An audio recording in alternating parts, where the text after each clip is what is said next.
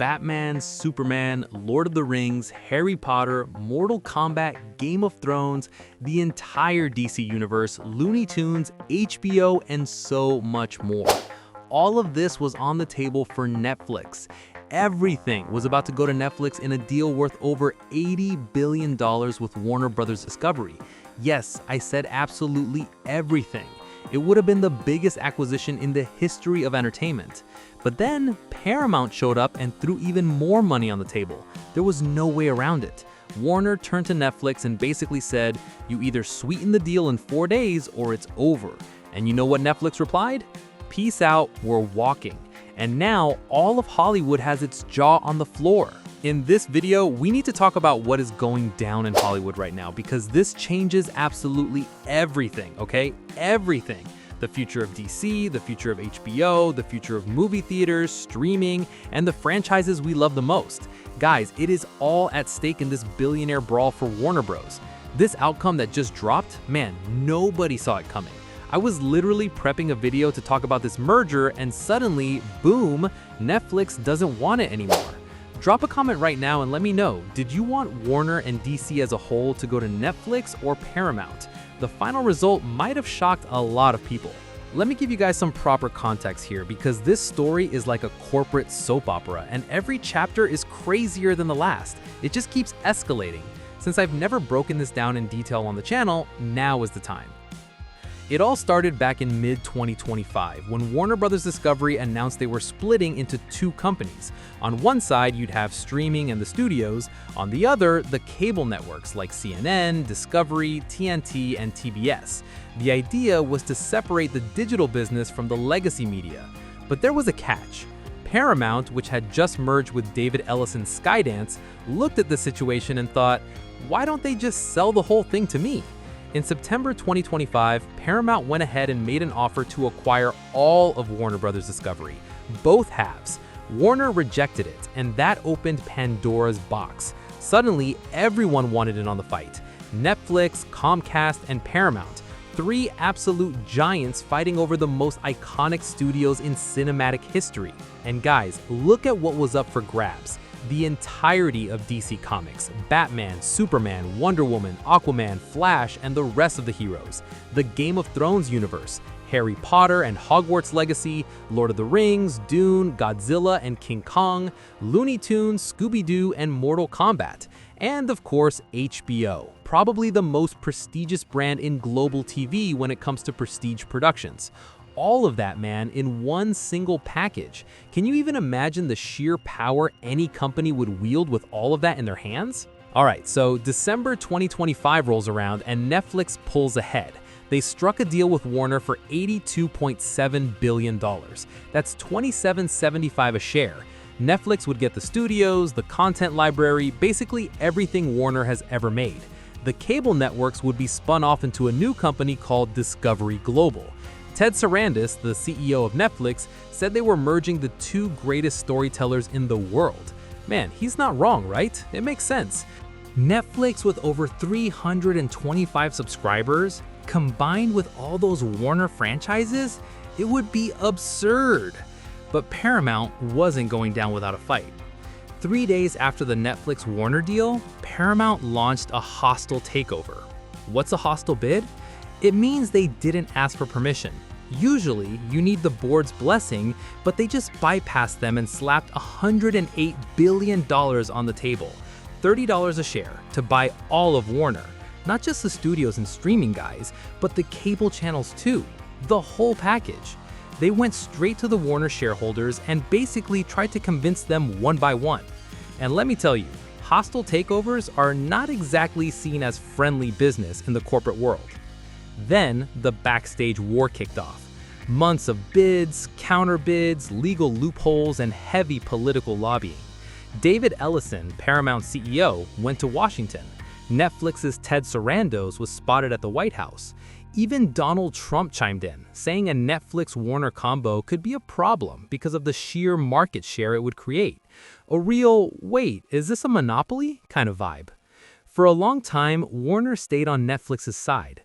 We honestly spent months thinking Netflix had it in the bag and that Warner would never take the Paramount deal. The company's board rejected Paramount's offer multiple times. They didn't want the bigger payout because that merger would saddle the new company with $87 billion in debt, which they said was way too risky. But Paramount wouldn't quit. They kept upping the offer, added a 25-cent per share penalty fee for every quarter the deal was delayed, and cranked the breakup fee up to $7 billion if the regulators blocked the merger. It was basically all upside. Then, last week, Paramount played their final card and bumped the offer to $31 a share. The total value crossed the $110 billion mark. And that's when Warner did what no one expected. They looked at the two offers and decided to accept Paramount's. But there were rules. Under the existing contract Warner had with Netflix, this announcement triggered a 4-business-day window for Netflix to match or beat the offer. So everyone was thinking, all right, Netflix is entering the auction. Are they going to drop more billions? 4 days for Netflix to decide if they were going all in or folding. And the answer dropped today, man. Netflix didn't even wait out the 4 days. Executives Ted Sarandos and Greg Peters put out a statement saying, it's over. It's not happening. No hard feelings. They stated the original Netflix-Warner deal would have created huge shareholder value and had a clear path to regulatory approval. But the statement also emphasized that Netflix has always been disciplined. What does that mean? Well, at the price required to top Paramount's offer, the deal just wasn't financially attractive anymore. The result? Netflix bailed. The line that caught everyone's attention was that buying Warner was a great deal at the right price, but they didn't need to buy it at any price. That sums it up. As soon as the news broke, Netflix stock jumped 10%. Wall Street basically gave them a standing ovation. Investors saw it as the smartest move, choosing not to drown in debt for something Netflix ultimately didn't need to survive. Netflix is doing fantastic, and honestly, it makes total sense. Netflix, with over 325 million subscribers and produces phenomenal original content. They stated they're investing $20 billion in movies and shows this year alone. Translation, they don't need Warner to be a giant. They already are. Now, on the flip side, Paramount is positioning itself to become a completely different kind of monster.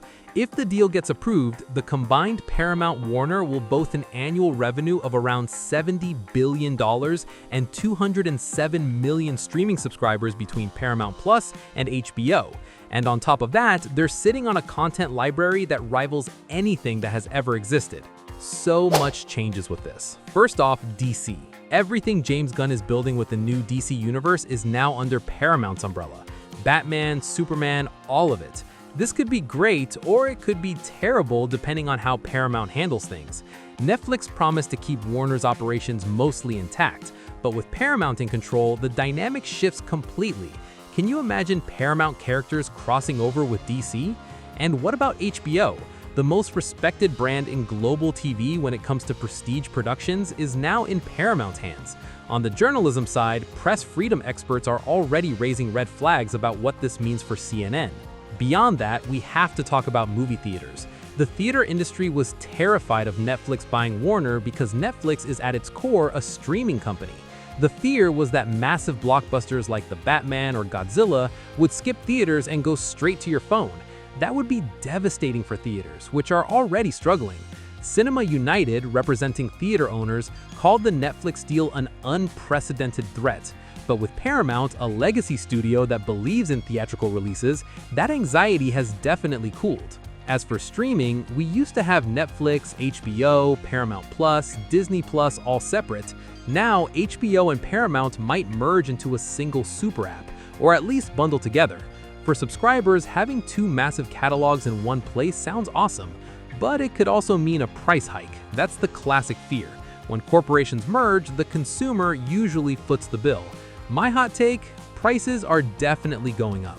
And then there's the regulatory hurdle. The US government and the European Union still have to approve this, and it is far from a done deal. The DOJ was already scrutinizing Netflix over antitrust concerns. Now they have to put Paramount under the microscope. Republican politicians favored the Paramount deal, while Democrats like Bernie Sanders and Elizabeth Warren raised concerns about political bias due to David Ellison's conservative ties. So yeah, this is going to be a massive political battle too. And don't think I forgot about gaming. Warner owns studios like Rocksteady, NetherRealm, Avalanche Software, and TT Games. That means Mortal Kombat, Hogwarts Legacy, the Lego games, Batman Arkham. Netflix had downplayed the gaming assets, saying they were a minor part of the deal. But Paramount is swallowing the whole company, games included. Paramount already has Skydance games, but absorbing Warner Studios elevates them to an insane level. Let's look at the big picture. What happened today is historic. The biggest streaming platform in the world tried to buy one of Hollywood's most legendary studios and walked away not because they didn't have the cash, but by choice. Netflix set a limit and refused to get sucked into an endless bidding war. That alone is a huge flex. Paramount, on the other hand, is betting the farm. With backing from the Ellison family, Redbird Capital, Middle Eastern sovereign wealth funds, and $54 billion in bank loans, they are pulling off the biggest entertainment acquisition in history. If it works, they create an empire that rivals Disney. If it fails, the debt will crush them. In my view, the entertainment industry just changed forever. Regardless of what regulators say, the fact is that century-old studios like Warner are now just bargaining chips for corporate titans. It shows you the scale of the transformation we're living through. Hollywood as we knew it is dead. What's taking its place is something entirely new. Now here is my honest opinion on all of this. I don't think Warner being sold to either Paramount or Netflix is a good thing. As a huge fan of Warner and DC, my perfect world is one where the government blocks the sale and Warner stays independent. But unfortunately, I know that's a pipe dream.